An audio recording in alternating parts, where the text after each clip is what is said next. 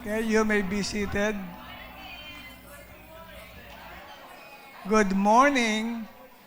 Okay, sige po, makaupo na po kayong lahat.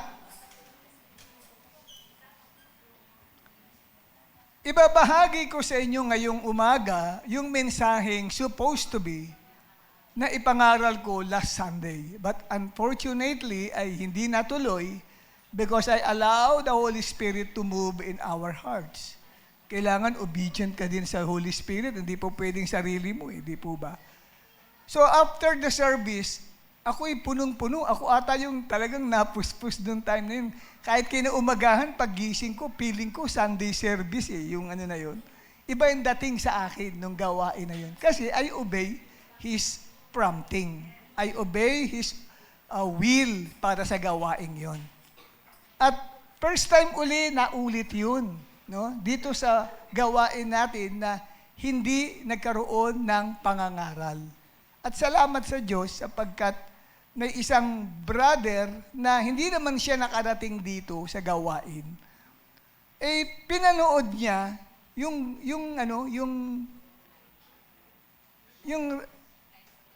hindi siya, parang replay na lang. Doon sa pinanood niya, nag-message siya sa akin, na siya ay iyak ng iyak at natouch siya ni Lord. Sabi niya, pwede pala yun without any preaching. It's just worship. God will fill you. Pupunuin ka ng Diyos kahit walang preaching. Just worship. Sabi niya, kasi damang-dama daw niya yung presence ni Lord lumalabas doon sa screen. So, hindi niya mapigilan ang sarili niyang umiyak at siya ay na-revive, naramdaman niya yung presence ni Lord. Pwede pala daw yun. Kasi akala natin minsan, through only preaching, that our hearts be filled. Yung pakakainin, yung pupunuin ang kaluluwa at espiritu natin sa pamagitan lamang ng pakikinig ng Word of God. Pero dito, pinakita sa kanya ng Lord, even in worship, especially when the presence of God is there, talaga namang pupunuin niya ang puso mo. Palalakasin ka niya, i-revive ka niya. Okay? So ngayon, si Lord talaga ay marunong magbalanse. Ngayon naman ay makakapakinig tayo ng preaching ng Word of God. So hindi natin pwedeng i-anticipate kung ano ang ginawa nung Sunday, uulitin mo uli. Hindi ganun. Hindi tayo nang uulit noon. It depends on the leading of the Holy Spirit. At ang topic na aking ibabahagi sa inyo ngayon ay ikaw ang sulat ni Kristo. You are the living epistle of Christ sa English. In other words, you are the third Bible. Ikaw ang ikatlong Biblia.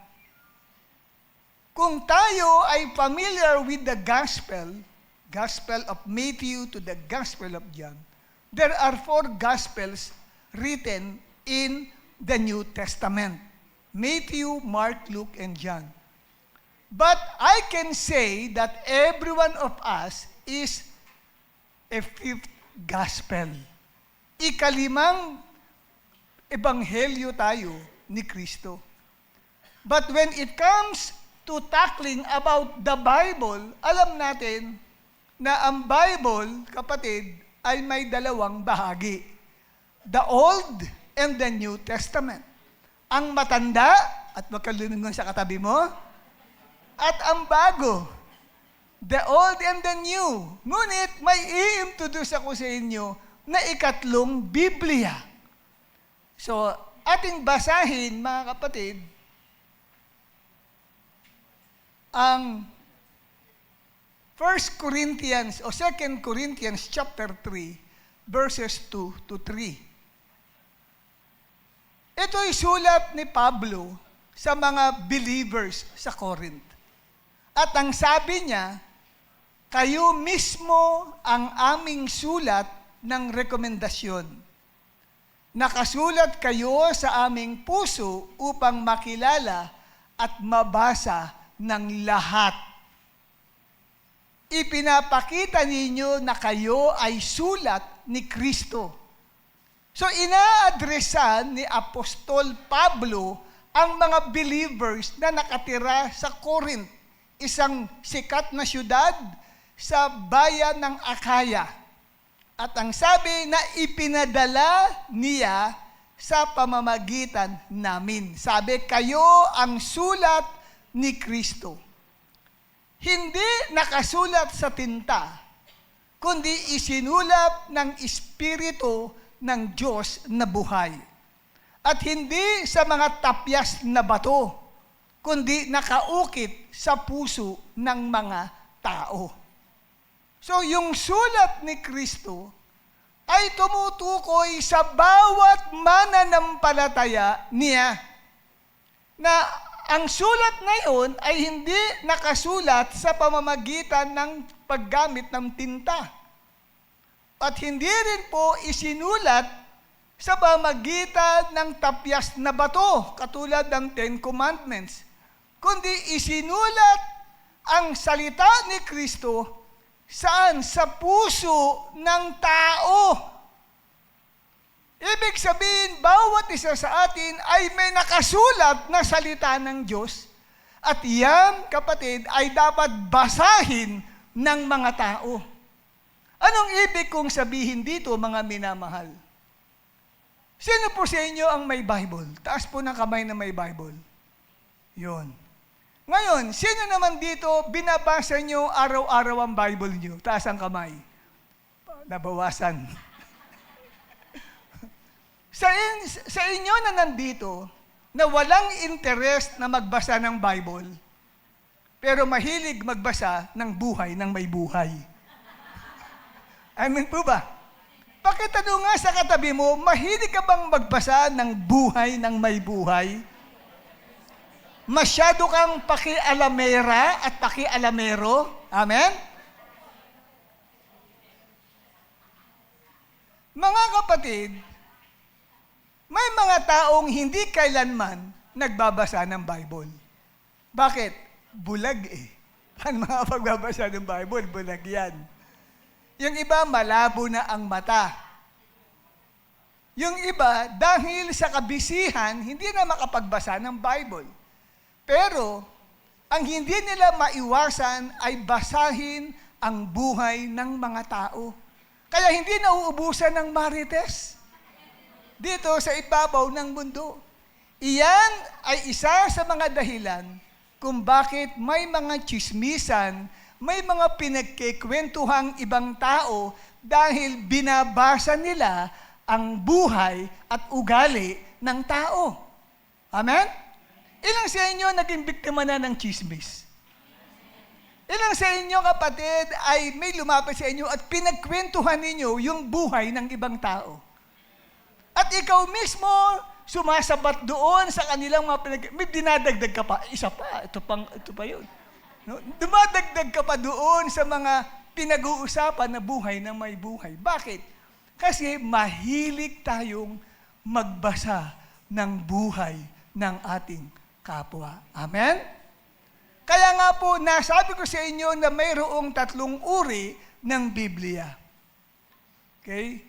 Ibig kong sabihin, yung ikatlong Bible, do not misinterpret me. Hindi ibig sabihin ngayon, kapatid, ay 3 na ang Biblia. Hindi po, 2 pa din, Old and New. Kaya lang yung binabanggit kong ikatlong Biblia ay ginagamitan ko ng metaphor. Dahil ang Bible ay kumpleto na po yan. Wala na pong dapat pang idagdag dyan. Walang dapat dinadagdag na bagong kasulatan. Ang ikatlong Bible na binabanggit ko ay hindi literal na Bible. At ano, kapatid, ang ating makikita sa 3 uri ng Bible na ito? Let me explain this. Una, ang matandang tipan. Ito ay ang salita ng Diyos na ipinangako. Nariyan po ang mga pangako po ng Diyos nasa matandang tipan. At yung huling portion ng aklat ng Isaiah sa matandang tipan ay tumutukoy sa pagdating ng bagong langit at bagong lupa. So, ibig sabihin, ay mapapalitan ang mundo. Itong mundong kasalukuyang tinitirhan natin ay hindi mananatili. Hindi ko ibig sabihin na ang daigdig ay matutunaw. Hindi po. It's the same. Sabi nga ng Ecclesiastes 1:4, generations come and go, but the earth remains forever. Ang mababago ay yung surface, yung labas niya. Kasi lahat ng bagay ay susunugin. Yan mababasa niyo sa Old Testament. Kaya may pangako ang Diyos na isang bagong lupa at bagong langit. Tapos sa last book of the Old Testament, which is the book of Malachi, chapter 4, ay ipinangako doon ang pagdating ng ating Panginoong Hesukristo. Patungkol sa Mesaya na darating, na pangungunahan ni Propeta Elijah, before that dread and grateful day of the Lord comes. So, tumutukoy sa end times, sa huling panahon na darating ang ating Panginoong Hesukristo dito sa mundo. Ngayon, mga pangako po yan, pagdating ng bagong tipan, ito ay salita ng Diyos na natupad kay Kristo. Kaya nang lumitaw ang bagong tipan, inintroduce ang Messiah na pinangako sa Old Testament. Ngunit hindi natatapos doon sa unang pagbabalik ni Kristo. Mababasa po ninyo sa Book of Revelation, the last book of the New Testament, na ang sabi ni Jesus, I am coming soon. So babalik pa siya ng ikalawa. Kaya may hinihintay tayong pagbabalik ni Kristo mula diyan sa pangako niya na nasa Book of Revelation.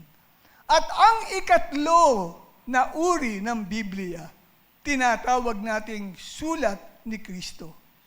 Ito po ay ang salita ng Diyos na nakikita sa buhay ng bawat mananampalataya. Kaya whether you like it or not, you believe it or not, ikaw ang ikatlong Biblia, ang sulat ni Kristo. At ipaliliwanag ko sa inyo, ano ang ikatlong Biblia? Ano ang tinatawag na sulat ni Kristo?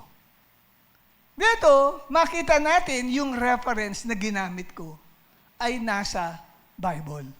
2 Korinto, Kabanata 3, talatang 2 hanggang 3. Ayan, naka-highlights po na kulay dilaw sa parteng pinakaitaas natin. So makita natin dito na ang paglitaw ng ikatlong Biblia sa katauhan ng mga mananampalataya ni Kristo ay hinulaan na po mismo sa Bible. Hindi pa po nangyayari na ang bawat believer ay maging ikatlong Biblia, pero pinrapesay na po yan sa Bible. At yan po ay nakatala sa aklat ng Hebreo 8, talatang 10. Tingnan po ninyo, basahin natin. Ganito ang gagawin kong tipan sa bayan ng Israel pagdating ng panahon, sabi ng Panginoon. Ang Diyos po nagsasalita. Itatanim ko sa kanilang pag-iisip ang aking mga utos. Isusulat ko ito sa kanilang puso. Ako ang kanilang magiging Diyos at sila ang aking magiging bayan. So, nagpahayag mismo ang Panginoong Diyos na siya ay gagawa ng bagong tipan, bagong covenant, bagong Biblia, na kung saan ang sabi, pagdating ng panahon, itatanim ko sa kanilang pag-iisip ang aking utos at isusulat ko ito sa kanilang puso. Sa makatuwid, ito pong binabanggit natin na ikatlong Biblia, sila po kapatid, ay ang mga mananampalataya ng ating Panginoong Diyos na kung saan ay mababasa sa kanila ang salita po ng Diyos. Hindi sinabi ng verse na tayo ay bagong Bible na idinagdag sa Scripture. Ang ibig sabihin po, mga minamahal, ang bawat believer ng Panginoon ay buhay na patotoo ng mensahe ng Diyos. O sa English, a living testimony of God. Ikaw ay isang buhay na patotoo ng Diyos, na ang salita ng Diyos ay nakikita sa buhay mo. Ang testimony ay personal na ebidensya na ang Diyos ay buhay. Kaya nga may patotoo na sinasabi. Ngayon, ikaw ang ebidensya na kaya ka ring iligtas ng Diyos. Ebidensya ka na yung ibang tao ay kaya ring iligtas ng Diyos. Kasi nakita sa iyo na ikaw ay binago ang buhay. Kung nakikita yun ng ibang tao, pwede ring baguhin ng Diyos ang buhay ng iba. Kung papaano ka iniligtas ng Diyos, ikaw rin ay pwedeng iligtas. Pag sinabing iligtas, ito'y tumutukoy sa kaligtasan ng kaluluwa ng tao. Kasi lahat ng tao makasalanan. Walang exempted. Lahat tayo nagkasala. Sabi ng aklat ng Roma 3, talatang 23, na sinasabing, ang lahat ay nagkasala at hindi nakaabot sa kaluwalhatian ng Diyos. Roma 3:10, walang matuwid, wala kahit isa. Ecclesiastes 7, talatang 20, walang taong matuwid na nabuhay sa mundong ito na hindi nagkakasala. So lahat ng tao ay makasalanan kahit gaano siya kabait, kahit gaano siya katuwid. At kung lahat ng tao ay nagkasala, kapatid, ang sabi ng Bible, ang lahat ng nagkasala ay may babayaran at ang kanyang kabayaran ay kamatayan. Roma 6:23. Sapagkat ang kabayaran ng kasalanan ay kamatayan. Anong kamatayan yun? Hindi po tumutukoy sa physical death po yun, kundi sa spiritual death. Ibig sabihin, yung tao ay mahihiwalay sa Diyos magpakailanman. Doon po sa lugar ng pagdurusa o tinatawag sa English na eternal torments. Walang hanggang pagpapahirap sa kanya sa dagat-dagatang apoy dahil sa kasalanan.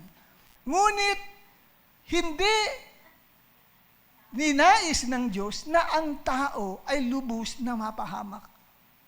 Gusto niya ang tao ay maligtas at makaalam ng katotohanan. Kaya, kinakailangan ng Diyos na magkatawang tao sapagkat walang karapat-dapat na po pwedeng tumubos sa kasalanan ng sino man sa atin. Hindi mo kayang ibigay ang buhay mo para pantubos sa ibang tao. Hindi po pwedeng dugo ni Pedro at ni San Juan ang siyang pambuwis para sa ikapagpapatawad ng kasalanan natin.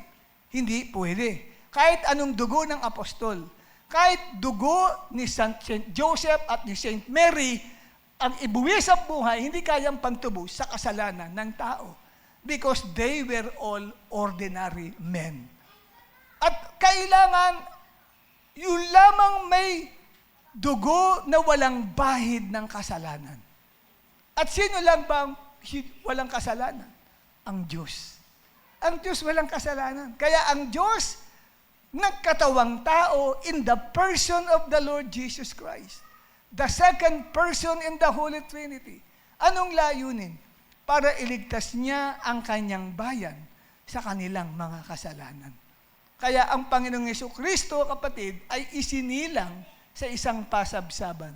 At ang sabi sa kanya ng anghel, dito sa kanyang tatay-tatayan na si Joseph, at ang ipapangalan mo sa kanya ay Jesus. Bakit? Ililigtas niya ang kanyang bayan sa kanilang mga kasalanan. Even the Jew, hindi sila kayang iligtas ng kanilang pananampalataya sa relihiyong Judaism. Sapagkat may relihiyon na po ang mga Hudyo at that time. Yan ay itinatag ni Abraham. At ito'y pinagtibay ni Moses sa pamagitan ng 10 utos. Ang tawag sa relihiyon ay Judaism, relihiyon ng mga Hudyo, na ang kanilang paniniwala ay iisa lang ang Diyos at wala ng iba. Yun po ang panampalatayang Judaism. And even that kind of religion cannot save the Jewish people. Kasi if religion can save, no need for Jesus Christ to come here on earth to die for our sins. If religion is sufficient, if it is enough para magligtas sa kaluluwa ng tao. Pero nakita ng Diyos, walang relihiyon ang pwedeng magligtas sa kaluluwa ng tao sa pagdating sa lugar ng kapahamakan. And it's only the sinless blood of Jesus Christ can save the person. At dito nga, kapatid, nakita natin na nag-suffer si Jesus Christ. He died on the cross for us. At yan ang dala-dala ng mga apostol. Pinalaganap nila una sa mga kapwa nila Hudyo. That our religion cannot save us. And only our faith in Jesus can save us. So yun po. Ngayon, kung tayo kapatid, tayo ay nanalig, nanampalataya, kinilala si Jesus sa ating buhay, naligtas tayo. At ang evidence ng kaligtasan tinanggap natin, nakita sa atin ang pagbabago ng buhay.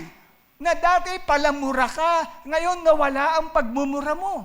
Dati palasugal ka, ngayon nawala na. Palainom ng alak, nawala na rin. Nakita yun ng tao sa'yo. At maaaring ang mga tao nag-iisip, gusto kong magbago ng buhay. Gusto ko nang magbago ng buhay. Anong gagawin ko? And they thought, they are in hopeless condition. But when they see you, nagkaroon sila ng pag-asa. Pwede akong mabago ng buhay kasi kilala ko yan eh. Yung kapitbahay namin na yan, kilala ko yan, grabe yan. Matindi yan, mas makasalanan pa sa akin yan. Pero bakit nagbago ang buhay niya? At nasabi niya sa akin, dahil sa kanyang pananampalataya kay Jesus Christ, kaya na-change ang kanyang buhay. Kaya ko din palang magbago. Amen? Dahil nabasa niya ang gospel sa buhay mo. Nabasa niya ang ginawa ni Kristo sa life mo. Amen, mga kapatid? Yan po, tayo ay ebidensya na kaya ring iligtas at baguhin ng Diyos ang ibang tao dahil sa iyo. You are the evidence of God in this world. Amen? At ikaw din ang ebidensya, ang nagbubukas ng puso ng ibang tao para maniwala sila kay Jesus Christ. Kasi may mga tao, sarado, kandado ang puso nila sa pananampalataya kay Kristo. Sinara, kinandado ng mali nilang paniniwala. Maring mula sa kanilang nakagisnan, ay akala nila ito ang tamang paniniwala. Sinarahan na nila ang puso nila, kinandado na nila ang puso nila sa katotohanan patungkol kay Jesus Christ. At iniisip natin, wala nang pag-asa itong mga taong ito na sarado kandado. Pero nang makilala ka ng isang tao, alam ko ito matindi ito, sarado kandado din to, pero bakit binuksan ng Diyos ang puso niya? At tinanggap niya ang magandang balita ng kaligtasan. Dahil sa iyo, nabasa niya na ang Diyos pala pwedeng magbukas ng puso ng tao. May pag-asa rin ang iba kong kilala. Pwede rin buksan ang puso niya. Amen? Dahil ikaw ang naging ikatlong Biblia sa kanila. At ikaw rin, kapatid, ang evidence na nagbibigay ng pag-asa sa maraming tao. Hindi ba alam na naglalakad ka dyan, nagpapahayag ka ng there's hope in God? Hindi ka nagsasalita, wala kang binabanggit. Pero pagkaharap mo ang mga mahal mo sa buhay, tatay, nanay mo, asawa mo, mga kapatid mo, mga magulang mo, mga kapitbahay mo, hindi ka nagsasalitang there's hope in God, but when they read your life, nagpapahayag ka, may pag-asa sa Diyos. Dahil pag binasa nila ang buhay mo, ikaw na dating kawalang-walang pag-asa, na para bagang itinakwil ka na ng Diyos, pero nagkaroon, kapatid, ng paggalaw ang Diyos sa life mo. Ikaw ngayon ang evidence that God can give hope to everyone. Maski yung mga nagbabasa ng buhay mo, mga chismosa, chismoso, binabasa ang buhay mo. Lahat ng kilos mo, lahat ng pananalita mo, lahat ng gawin mo, Lahat ng action mo, binabasa nila, ini-interpret nila. At dito kapatid, sa kanilang pag-i-interpret, po pwedeng mamuo sa puso nila, there's hope in God. Po pwedeng ang loved ones mo, gusto mong ilapit sa Diyos para nawawalan ka ng pag-asa. Tignan mo na lang ang sarili mo, basahin mo ang sarili mo. Ikaw ba din, di ba? Matigas din ang puso mo dati, di ba? Pero bakit pinalambot ng Diyos? Kung nagawang palambutin ng Diyos ang puso mo, kaya ring palambutin ng Diyos ang mahal mo sa buhay. Yun po, basahin mo din. Hindi ka nagbabasa eh. Ibang binabasa mo yung buhay ng katabi mo. Basahin mo naman ang buhay mo. Amen? Nang sa gayon ay makita mo na meron pa ring pag-asa pala. Kaya kung mawala ang lahat ng Biblia sa mundo, at ikaw na lang ang natitirang ebidensya ng Christianity. For example, lahat ng Bible ay nasunog. Lahat ng mga aklat about Christianity ay nasunog. At ikaw na lang ang natitira, kapatid, na ebidensya. Ang tanong ko, maniniwala kaya ang mga tao patungkol sa Diyos? Ikaw na lang ang natitirang ebidensya. Sa palagay mo, wala nang ibang babasahin sila about God. Wala na silang mababasa about God. Pero ikaw ang natitirang tao sa mundo na pwedeng basahin ng iba. Ang tanong ko lang, may maniniwala ka bang may Diyos pa rin?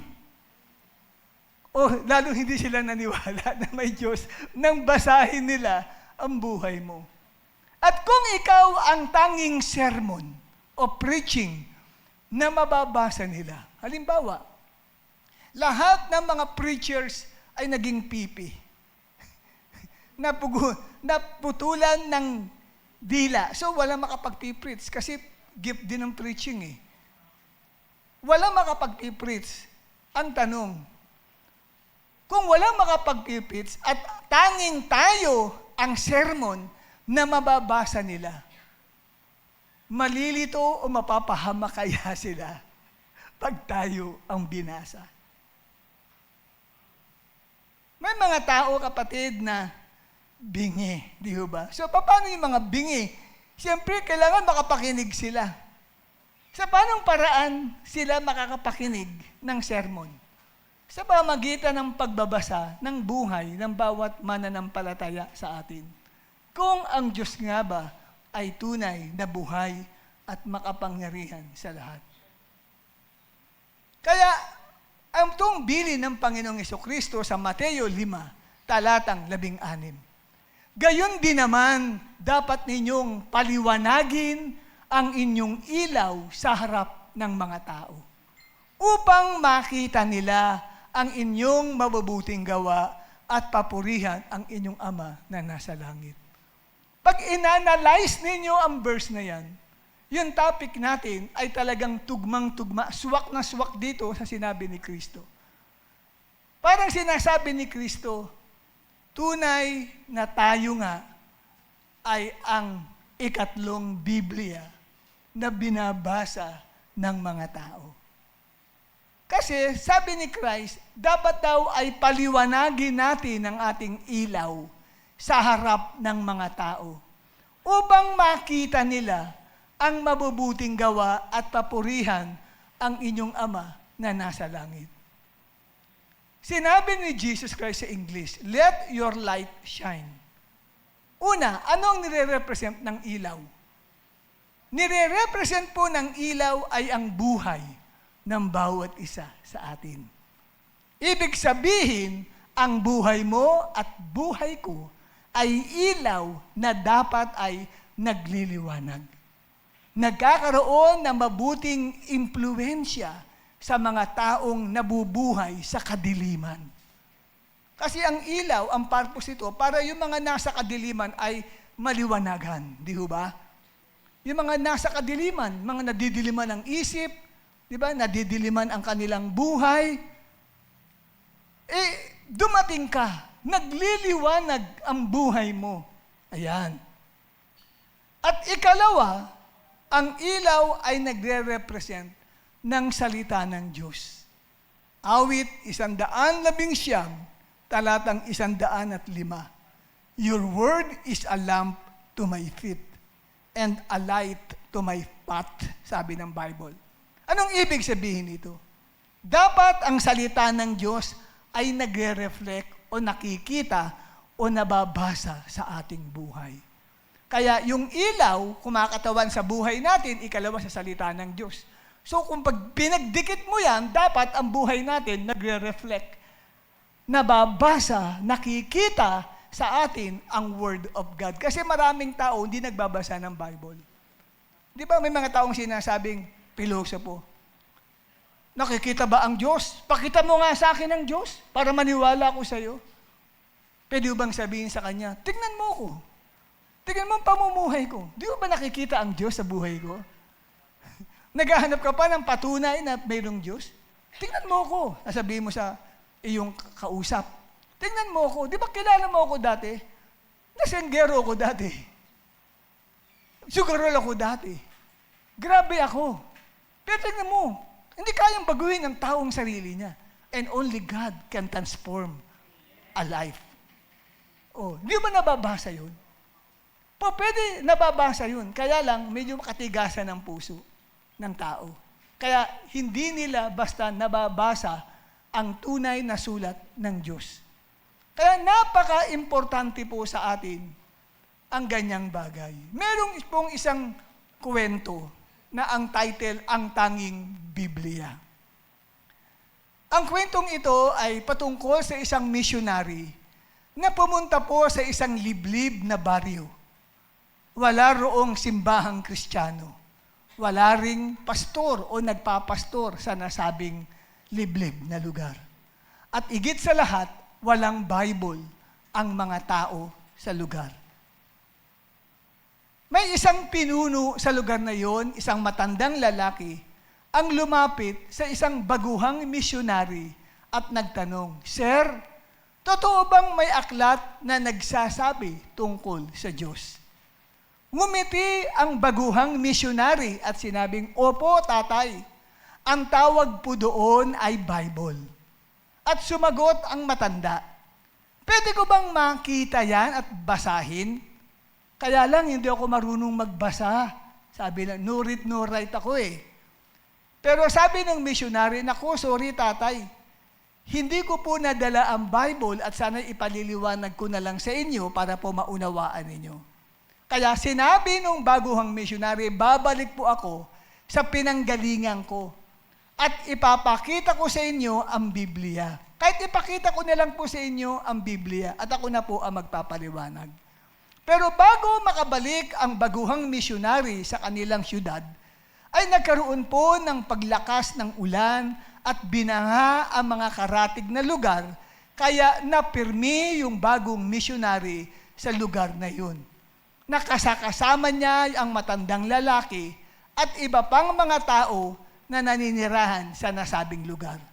Nagtagal siya doon ng halos 6 na buwan, sabi po dito sa kwentong ito. At pagkatapos ng 6 na buwan at naiayos na ang lahat ng naging problema, muli silang nagkausap ng matandang lalaki. At ang missionary ay talagang humihingi ng sorry dahil hindi niya po nagawang kunin ang Biblia sa syudad na pinanggalingan niya dahil nga daw po sa mga pangyayari na naganap sa paligid at maibigay sana niya sa matanda. Sabi ng missionary, Tatay, pasensya na po kayo. Hindi ko po nagawang makabalik dahil po sa grabing pinsala na nangyari po dito sa lugar niyo. Para po maibigay ko sa inyo ang Bibliang ipinangako ko. Nagulat po itong missionary dahil ang tugon po ng matanda, siya'y ngumiti at sumagot, Ayos lang, iho. Hindi mo man nakuha ang Biblia at ibigay sa akin. Pero sa pananatili mo ng 6 na buwan sa aming lugar, ay para ko na ring nabasa ang sinasabi mong Biblia tungkol sa Diyos. Dahil sa pag-uusap namin ng mga tao rito, ay nakita namin sa iyong buhay na tunay na may Diyos.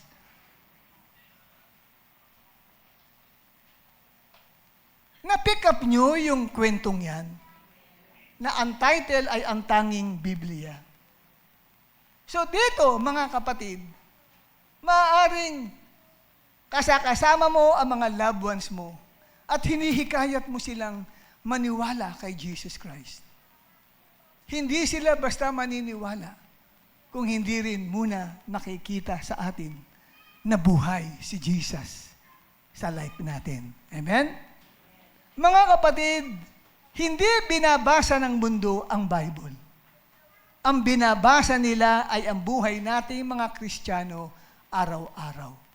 Kaya tanungin mo ang sarili mo, nakikita ba si Jesus sa ugali ko? Tanungin mo ang sarili mo, ha? Kung nakikita ba si Jesus sa ugali mo?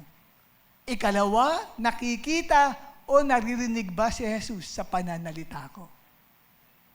Ikatlo, nakikita ba si Jesus sa reactions ko? Ikaapat, nakikita ba si Jesus kapag galit ako? Ikalima, nakikita ba si Jesus kapag may problema ako? Ano kaya ang nakikita nila? Pag sino sa inyo may problema, taas ang kamay. Wala. Ay, kukunti lang. Uy, talago? Wala kayong problema? Sige, taas ang kamay. Bagay ba yung mga maraming problema rito? Okay. May problema tayo. Ang tanong,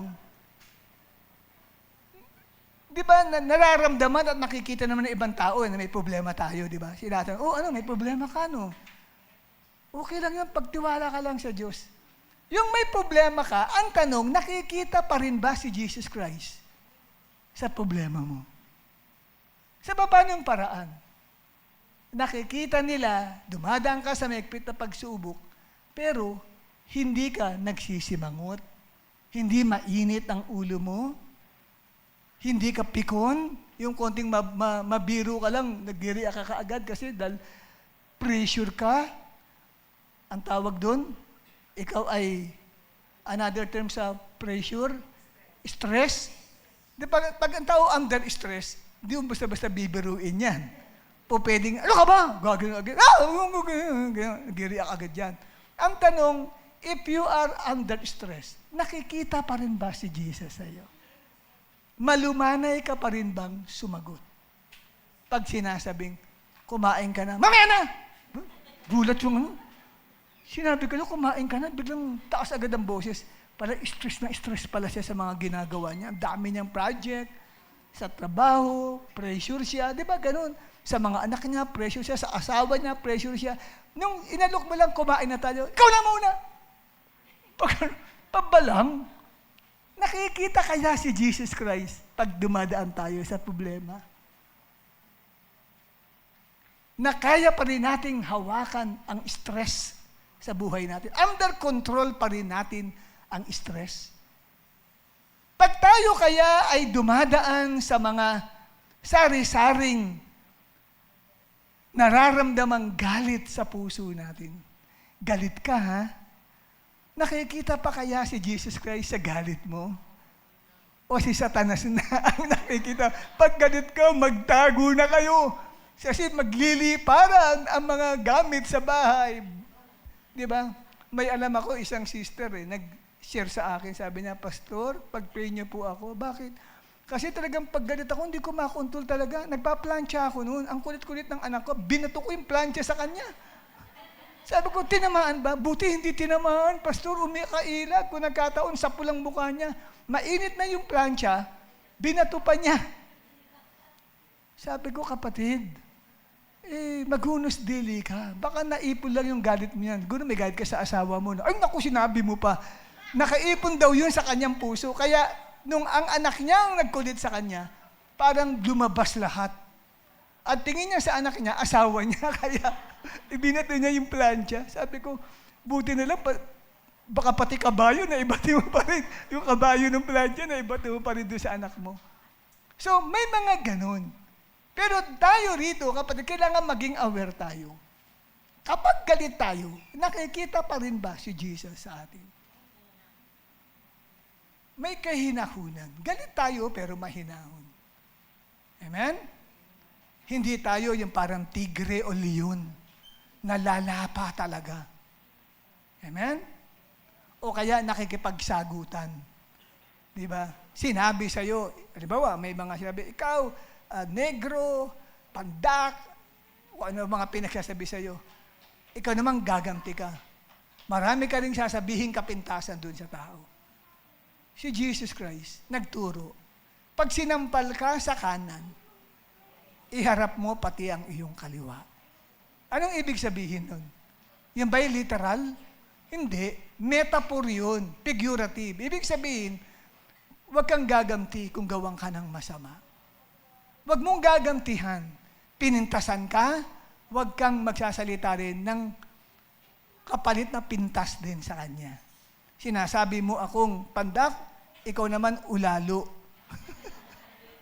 Ano yung ulalo? Yung sa mga, di ba, mapait yun. Pag nakain mo yung ulalo doon sa kamote, di ba?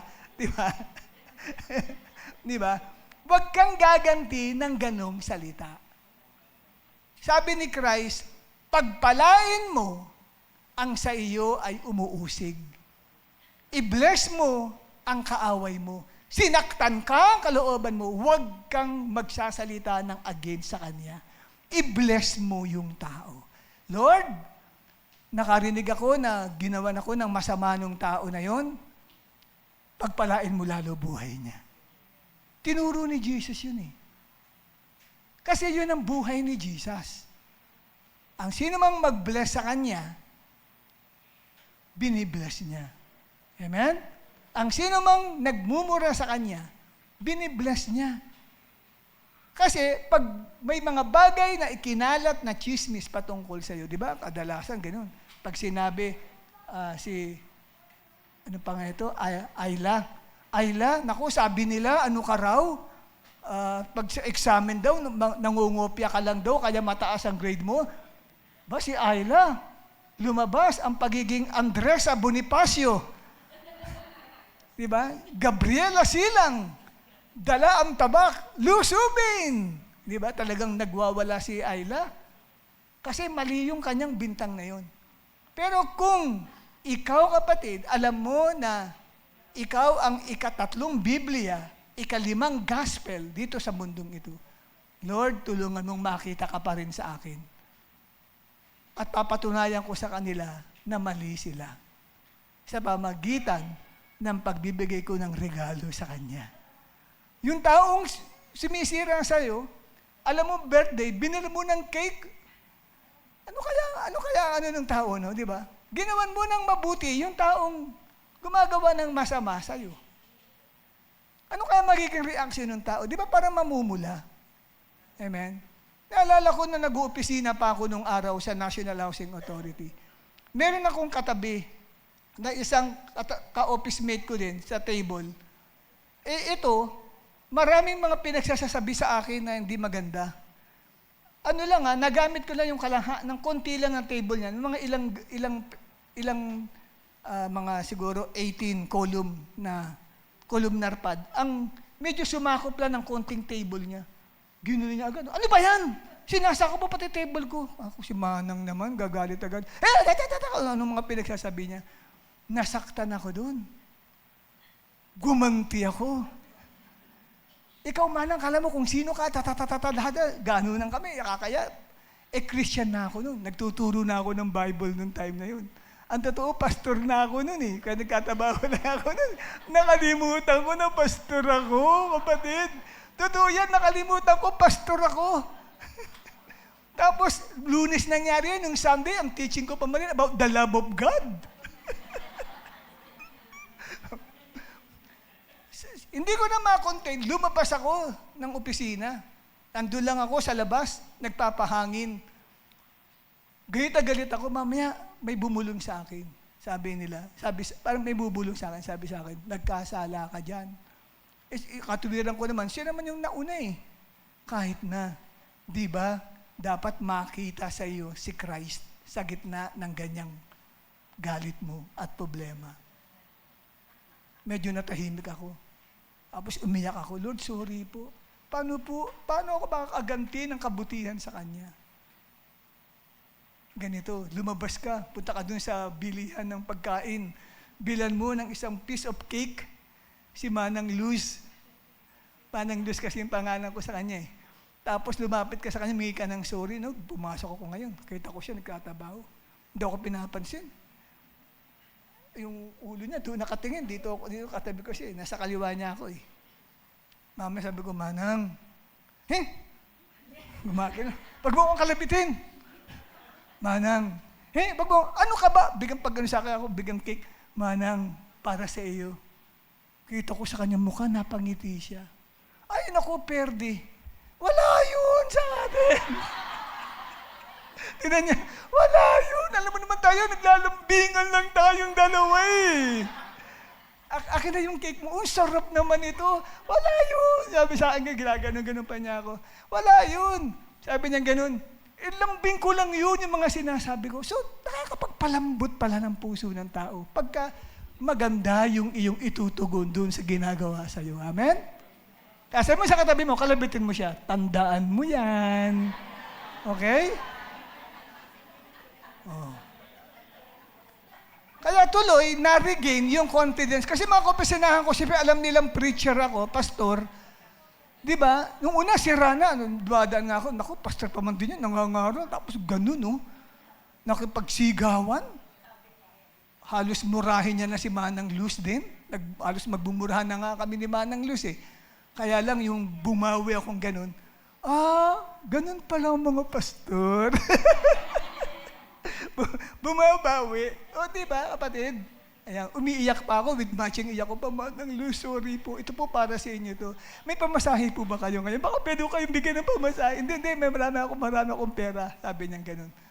Ganun. So, mahalaga po yan, kapatid.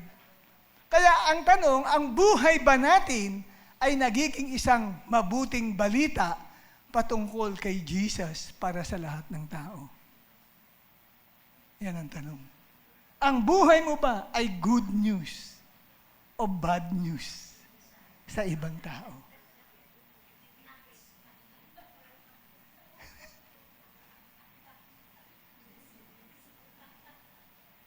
Sabihin mo sa kanan at sa kaliwa mo. Basahin mo ang buhay ko. Kalapitin mo siya. Kalapitin mo, kanan at kaliwa. Basahin mo ang buhay ko. At makikita mo si Kristo sa akin. Amen? Amen po ba, kapatid?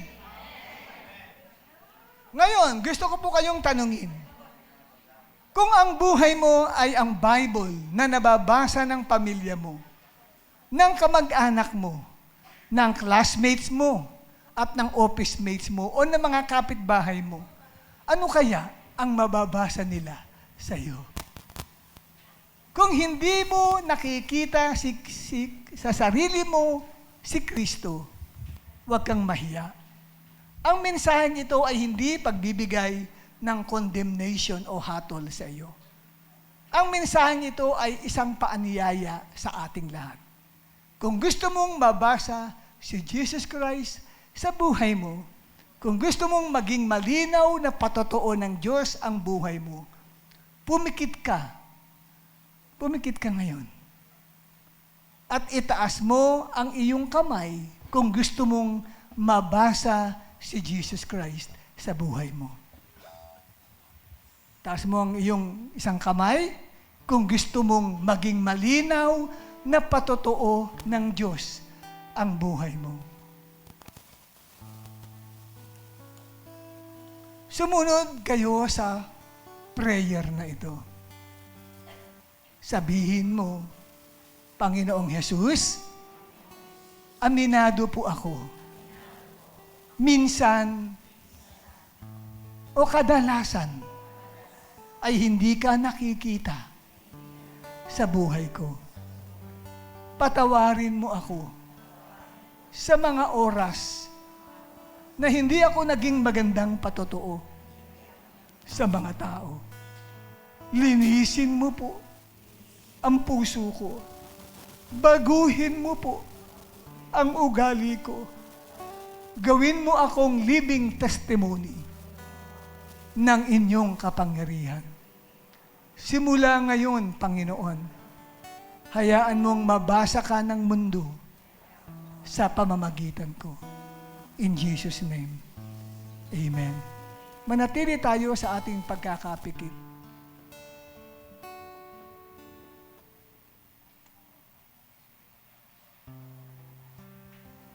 Ikaw na sumunod sa prayer.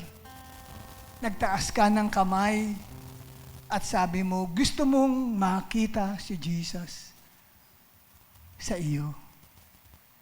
Na ang buhay mo mismo ay isang ebanghelyo na nababasa ng mga tao.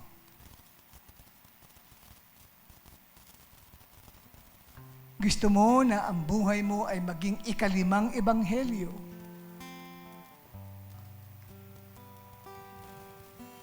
Kung papaano merong the Gospel of Matthew, Mark, Luke, and John, merong the Gospel of Cyrus, merong the Gospel of Jinsky, merong the Gospel of Ayla, merong the Gospel of Ses. Ibig sabihin yan, ang buhay natin ay nababasa nila bilang isang bukas na salita ng Diyos. At sumunod ka sa prayer kanina, ngayon naman, magkaroon ka ng isang pagtugon ng pag-ahantog ng iyong buhay kay Kristo. Oh, to Jesus I surrender all, to Him I freely give. I will ever love and trust Him in His presence daily live. I surrender all. I surrender all. All to Thee, my blessed Savior, I surrender all. Mula sa iyong kinauupuan, kung gusto mong isuko ang buhay mo kay Christ, and you want to be a living epistle or living letters of Jesus Christ to the whole world, nais mong maging isang buhay na sulat ni Kristo, ikatatlong Biblia o ikalimang gospel sa mundong ito, ihandog mo ang iyong sarili kay Lord. At ito ay gagawin mo sa pamagitan ng isang gesture na pagtayo mo mula sa iyong kinaupuan. You don't need to come here in front. Di na kailangan lumapit ka sa harapan. Tumayo ka lang sa iyong kinauupuan. At itaas mo ang iyong dalawang kamay. At sabi mo, Lord, gusto ko pong maging sulat ni Kristo. I surrender all. I Surrender all.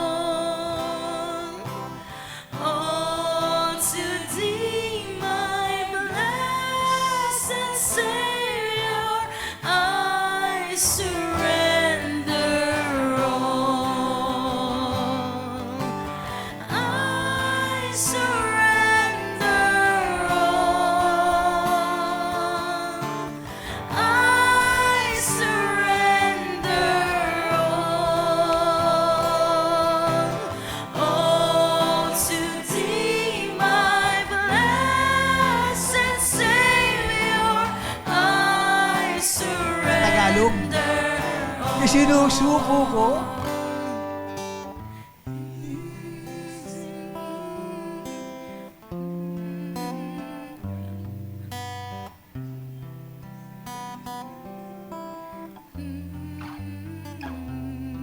I surrender. Surrender all. I surrender all. Ang sabi ng Diyos, Isusulat ko ang aking salita sa kanilang mga puso. Iuukit ko ang aking salita sa puso nila. Hayaan mong iukit ng Panginoong Diyos sa puso mo ang kanyang salita. Habang nakataas, nakasuko ang iyong buhay, maraming tao ang lalapit kay Christ. Maraming tao ang maliligtas sa pamagitan mo. Hindi sila nagbabasa ng Bible, pero kaya nilang basahin ng Diyos sa buhay mo. Magiging magandang testimony ka kung ikaw ay estudyante sa inyong campus. Kung ikaw ay nagtatrabaho sa opisina, sa inyong opisina.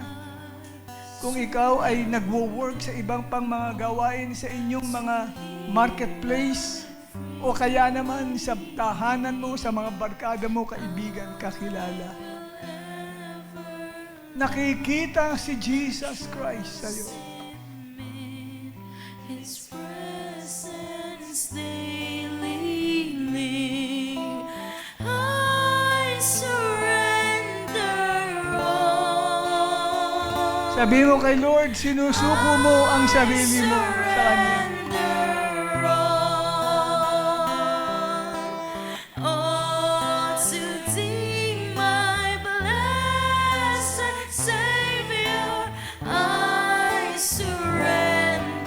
One more time, I surrender all.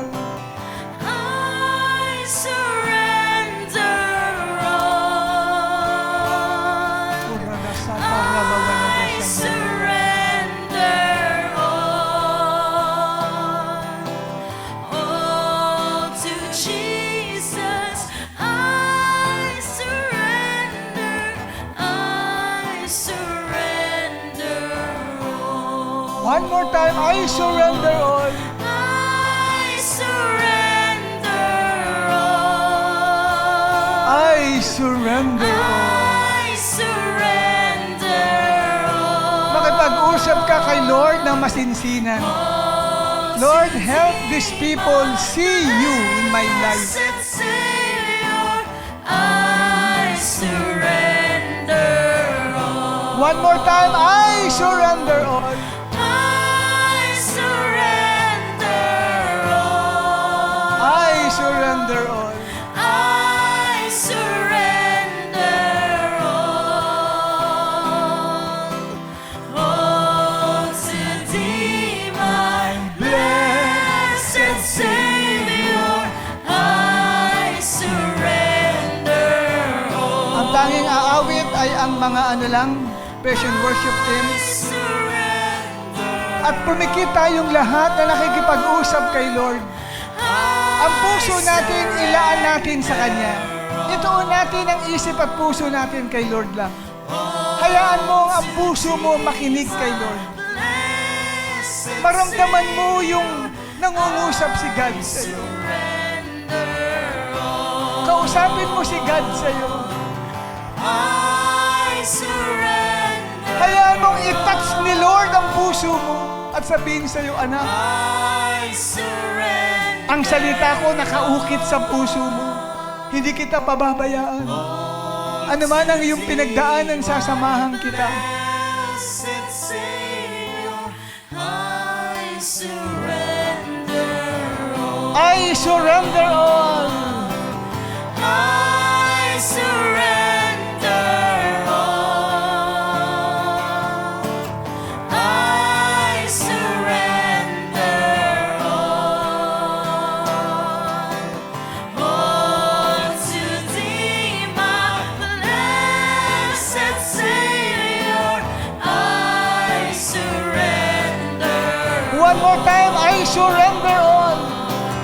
I surrender all. Kapatid, I nakakakita ako ng bituka na parang may guhit. Parang siyang may guhit. Di ko alam kung may sugat yung inyong bituka. May nararamdaman kang mahapdi dyan sa iyong sikmura. Lumapit ka sa harapan because God is going to heal you. Nakakita rin ako ng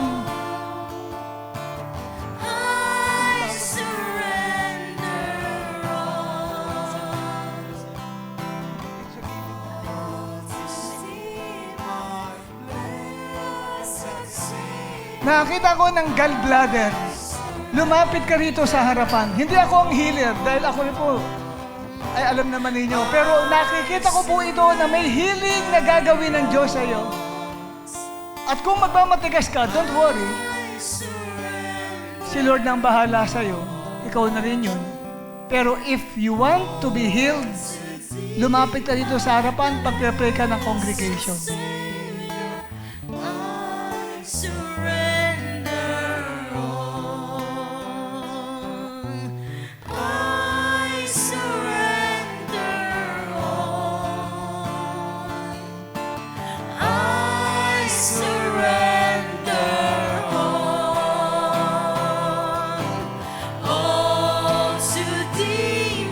Blessed Savior, I surrender all. Kung meron kang spot sa baga, lumapit ka rin sa harapan. I surrender all. May spot sa baga, sabihin, meron kang TB. Lumapit ka rin sa harapan. All to thee, Si Lord na magpapagaling sa atin. blessed Savior, I surrender all. I surrender all. At lahat ng iniisip niyo may gifts of healing kayo. Binigyan kayo ng Lord ng gifts of healing. Lumapit kayo sa harapan, lumagay kayo sa likod ng mga kapatid na may karamdaman. Mga kapatid ko, if you know that you have the gifts of healing, pag nagpe-pray ka, gumagaling ang mga pinagpe-pray mo, lumapit ka sa harapan at patungan mo siya. Patungan mo ito mga nasa na ito. Sige, lahat po ng mga may karamdaman nasa unahan. But if you believe that you have the gifts of healing, please assist me here. Sino ba po may sakit? Yung mga may sakit po, baka po kayo ay at ang lalagay sa likod ng mga kapatirang ito ay yung mga may gifts of healing. Sinasabihan ko lahat ng mga may mga regalo kaloob sa inyo ng pagpapagaling, ginagamit kayo ng Lord sa healing. Lapit kayo sa harapan, assist me here. Parada Santa Raba. Lahat ng mga may tanongin niyo po kung may karamdaman, pakitanong sila. Sino ba pwede mag-assist dito na board, na council? Marami po nagsilapit eh. Akala ko ay 2 o 3 lang. Hindi ko akalain na maraming mga may sakit po dito. Pero yung mga may gifts of healing po, kindly identify yourself. Pataas yung kanang kamay nyo para po, alam ko, baka mamaya maisama kayo sa pinapanalangin. Yung mga may gifts of healing, huwag kayong mahiya. Kasi ngayon, kapatid, paggamit kayo sa Holy Spirit. To thee, my blessed Savior, I surrender. One more time, I surrender all. I surrender all. I surrender all. All to Jesus, blessed Savior, I surrender. One more time, I surrender all. I surrender all. I surrender all. All to Jesus, blessed Savior, I surrender all. Oh, get ready. Papatungan po kayo ng kamay ng mga kapatiran po at ipagpipray ko po kayo in the name of the Lord and Savior Jesus Christ. Inuutusan ko ang lahat ng karamdaman sa bituka.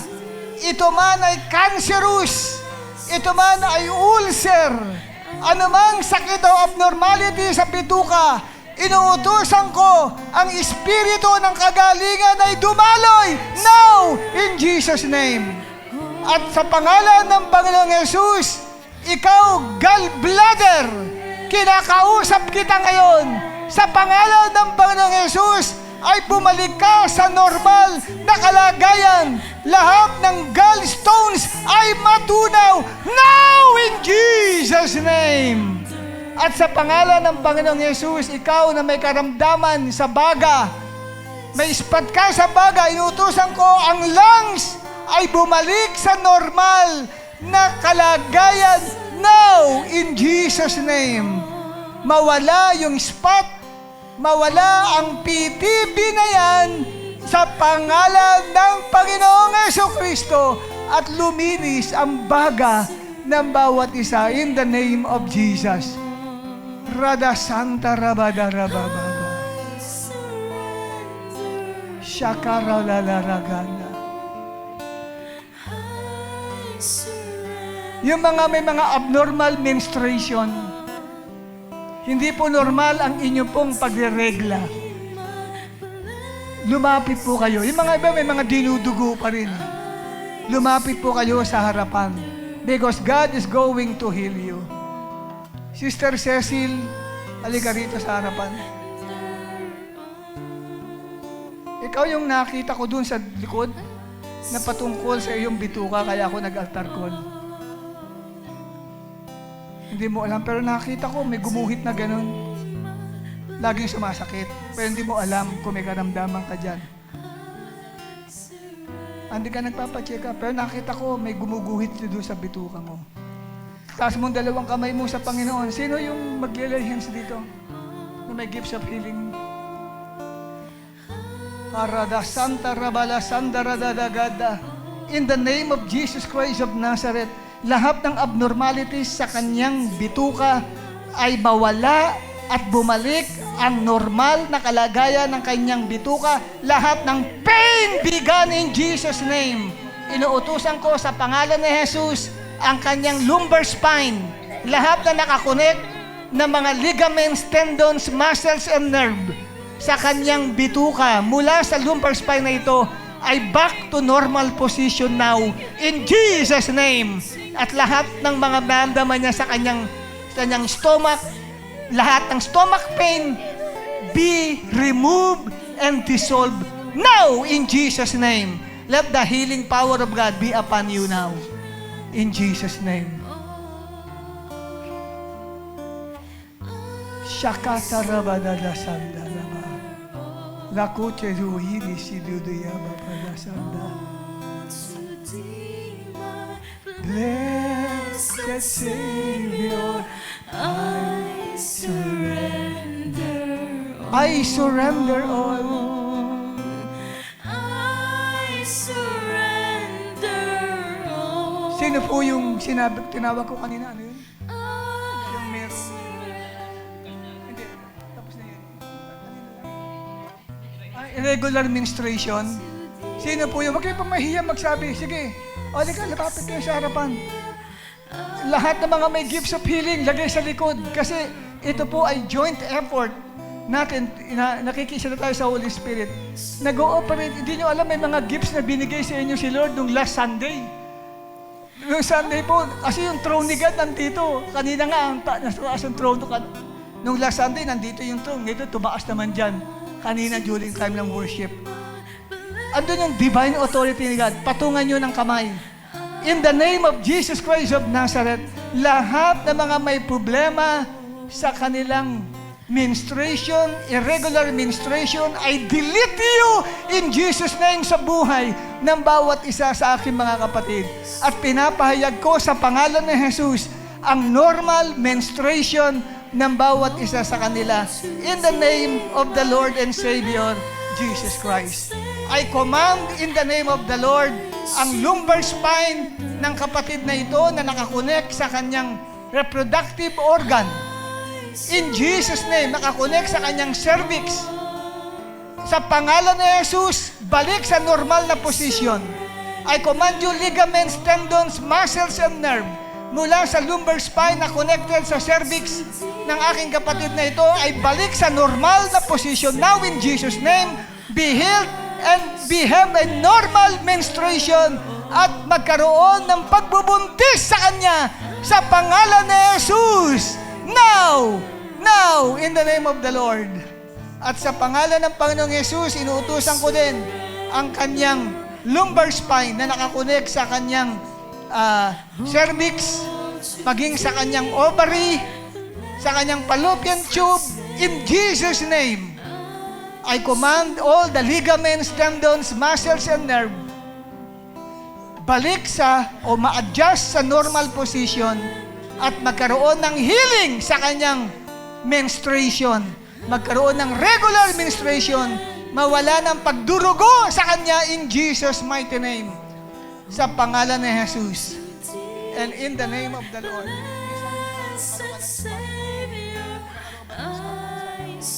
Sa pangalan ni Jesus, inuutusan ko din ang lumbar spine ng sister na ito in the name of Jesus. Lahat ng ligaments, tendons, muscles, and nerve na nakakonect sa kanyang cervix, nakakonect sa kanyang bahay bata, sa kanyang fallopian tube, at sa kanyang ovary, be adjusted to normal position now in Jesus' name. At magkaroon ng normal na menstruation, mawala na ang pag-expand niya now in the name of the Lord. Hindi na siya durugo, wala na makikita ano lang spot, blood spot sa kanya. Now, in Jesus' name, you are completely healed. Amen. Amen. Thank you, God. Oh, today, My blessed Savior, for the last time, bago tayo bumalik sa ating upuan, taas natin ang ating dalawang kamay, awitin natin, I surrender all. I surrender all. I surrender all. Oh, to thee, my blessed Savior, I surrender all. At lastly, sino po ang nahihirapang lumunok? May problema po dito sa inyong lalamunan. Parang nahihirapan ka lumunok dyan, masakit. Sino po yan? May sore throat o kaya may problema ka. Ikaw ba yun, Brad? Kailan pa yan? Matagal na, naramdaman mo. Pag lumulunok ka, masakit. Okay, ngayon, lumunok ka. Ano? Wala, ano? Kasi pinagaling ka ni Lord. Nag-amen ka na agad eh. Amen? Alika dito, pag-pray ka namin. In the name of the Lord and Savior Jesus Christ, hindi na babalik pa ang sakit sa kanyang sore throat sa pangalan ni Jesus at inuutusan ko ang kanyang cervical spine. Lahat ng mga koneksyon ng ligaments, tendons, muscles, and nerve patungo sa kanyang lalamunan ay magkaroon ng normal adjustment now at never again na sumakit pa ang kanyang paglunok. Now, in Jesus' name, you are healed. Sabi mo, babagsak.